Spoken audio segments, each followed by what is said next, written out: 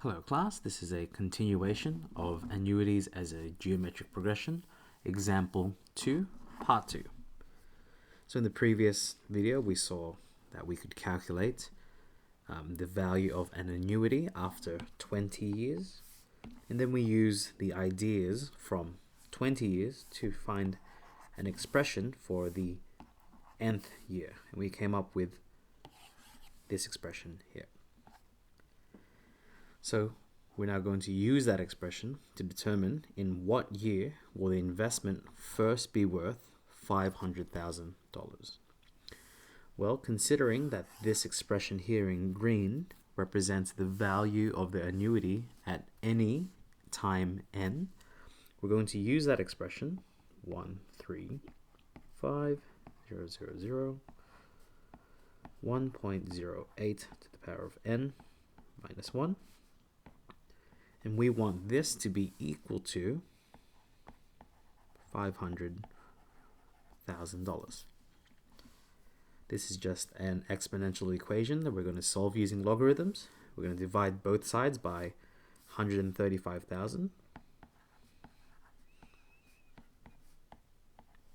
I'm going to evaluate that one there.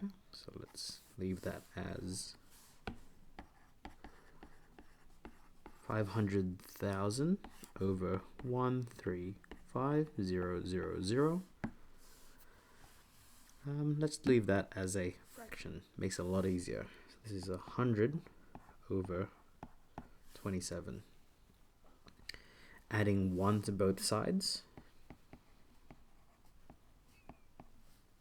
Let's add this by 1. This is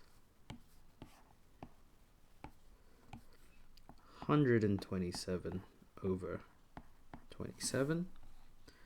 And now solving for n by logarithm, we have n ln 1.08 ln of 127 over 27. Solving for n, we get the expression. Just going to duplicate this. We're dividing by ln of 1.08. This will be equal to, let's write this in, ln of 127 over 27 all over ln 1.08. So this is exactly 20.118 years, but once again, because we're working with series, this would have to be 21 years, because if we take the 20th year, it'll be less than 500,000. How much should the annual installment have been to have the investment value be $1 million by 2030 instead? Okay, so this is going to be a little bit trickier. So in this case, we have n being 20 years. So we're going back to the original question. So from 2010 to 2030 is 20 years. This time our installment P is going to be unknown. So P is unknown, and the rate is still going to be 0.08. Solving for this, let's start constructing the same idea. The first installment, it's P outside of 1.08 to the power of 20. A2 P 1.08 to the power of 19. I'm sure you've seen this. This is be the third time now. 19th 1.08 squared, and the 20th expression P outside of 1.08 to the power of 1. Taking all of this to make it simple for myself, I'm going to have to take everything here because it's going to be near exact the same, and I'll show you where it will start to differ. Let's copy this. So it's near the exact same working. So N is 20 years. So taking all those values, let's actually copy this as well.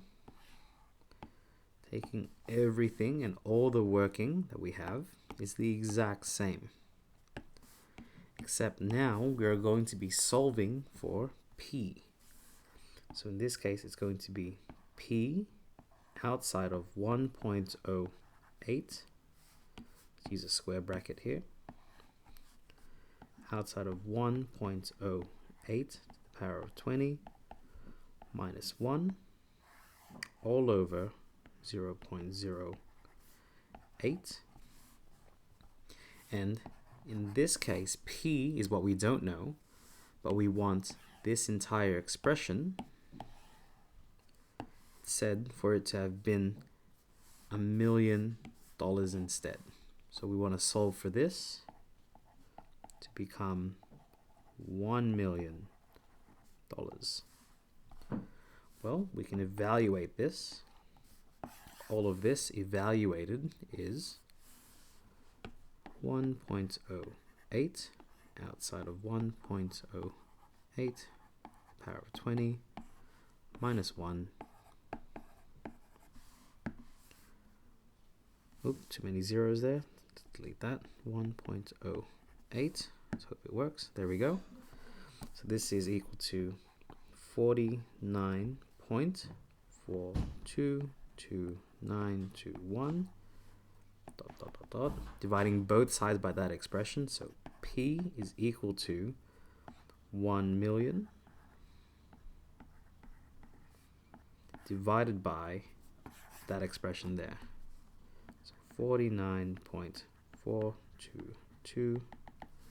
So I'm just going to put this answer, so 1 million divided by that expression there. So that was, looking at it, 20,233.5266. Just rounding up to the nearest whole number, $20,234. So if Aaron and Beth instead invested $20,234 every year, they would have $1 million within 20 years. So I hope that gave you an insight into working with annuities. And yeah, hope to see you in the next example. Best of luck.